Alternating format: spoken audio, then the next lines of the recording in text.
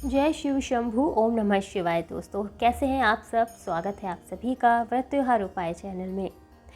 दोस्तों सावन का महीना शुरू हो चुका है और सावन के महीने में भगवान भोलेनाथ की हम सभी पूजा करते हैं। साथ ही भगवान भोलेनाथ को हम ऐसी बहुत सारी पूजन सामग्री और पूजा की चीज़ें चढ़ाते हैं जो कि भगवान भोलेनाथ को बहुत पसंद है और वो हम पर प्रसन्न हो जाए। जैसे कि बेलपत्र है, भांग है, धतूरा है और भगवान भोलेनाथ के पसंदीदा फूल हैं। लेकिन कई बार ऐसा होता है, मेरे साथ भी ऐसा हुआ है दोस्तों, कि मुझे ये जो पूजन सामग्री है समय पर नहीं मिल पाई है। तो उस समय पर हमें भगवान भोलेनाथ को क्या चढ़ाना चाहिए जिससे वो प्रसन्न हो और हमारी पूजा पूर्ण हो, सफल हो। तो आज का वीडियो इसी विषय पर आधारित है कि भगवान भोलेनाथ को हम इन सब चीज़ों के अलावा ऐसी कौन सी चीज़ें हैं जो चढ़ा सकते हैं जिससे भगवान प्रसन्न हो जाए। तो मैं आपको बताऊंगी ये सारी चीज़ें, लेकिन उससे पहले आप जल्दी से भगवान भोलेनाथ का नाम लेकर मेरे चैनल को सब्सक्राइब करें, साथ ही बेल आइकन को भी टच करें और कमेंट बॉक्स में जल्दी से ओम नमः शिवाय लिखकर मुझे भेज दें।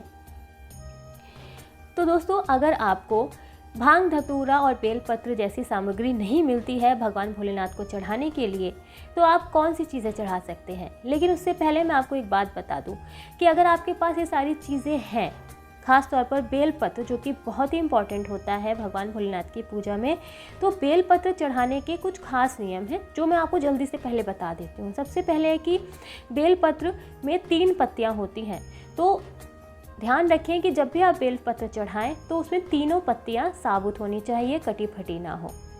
साथ ही पत्तियां 3 की संख्या में ही हो। एक भी पत्ती अगर टूटी हुई है, 2 है, 1 है, तो आप वो पत्ती भगवान शिव को ना चढ़ाएं।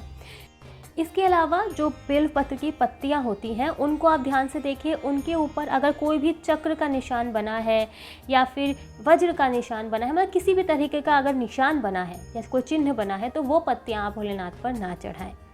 साथ ही बेल की पत्तियां जिस तरफ से चिकनी हो उसी तरफ से भगवान भोलेनाथ को आपको अर्पित करनी चाहिए। तो ये तो हो गई बेलपत्र अगर आपके पास है तो उसको चढ़ाने के नियम। लेकिन अगर बेलपत्र ना मिले तो आपको क्या करना चाहिए वो मैं आपको बताती हूँ। दोस्तों शास्त्रों में भी ऐसा लिखा है कि शिवलिंग पर काले तिल चढ़ाने से सभी मनोकामनाएं पूरी होती हैं और घर में अगर कोई भी कलह या कलेश है तो वो दूर हो जाता है। साथ ही मानसिक और शारीरिक समस्याएं भी दूर रहती हैं। तो अगर आपके पास भांग, धतूरा और बेलपत्र आदि सामग्री नहीं है तो आप काले तिल भी भगवान भोलेनाथ को अर्पित कर सकते हैं। इसके अलावा है मूंग दाल। चाहे तो शिवलिंग पर मूंग दाल या फिर अरहर की दाल भी अर्पित कर सकते हैं। ऐसी मान्यता है कि मूंग दाल चढ़ाने से रुके हुए काम पूरे हो जाते हैं। वहीं अरहर की दाल अगर आप चढ़ाते हैं तो धन, ऐश्वर्य और सुख समृद्धि आपके घर में आती है। इसके अलावा है दाल के पत्ते। शिवलिंग पर अरहर की दाल के पत्ते चढ़ाना बहुत ही शुभ होता है, लेकिन दाल के पत्ते मिलना बहुत आसान नहीं है। तो इसके लिए आप पत्तों की बजाय आप अरहर की दाल भी भगवान भोलेनाथ को अर्पित कर सकते हैं, जिससे आपको सभी दुखों से मुक्ति मिल सकती है। इसके बाद आता है गेहूँ। अगर आपके पास बाकी चीज़ें नहीं हैं लेकिन घर में गेहूँ मौजूद है या फिर चावल, वो भी आप भगवान भोलेनाथ को चढ़ा सकते हैं। इससे परिवार में ऐश्वर्य बढ़ता है, साथ ही सुख, सौभाग्य और समृद्धि भी मिलती है। अगर आपके घर में शमी का पौधा है या आसपास कहीं शमी का पौधा है तो शमी के पौधे के जो पत्ते होते हैं वो भी आप भगवान भोलेनाथ को चढ़ा दें।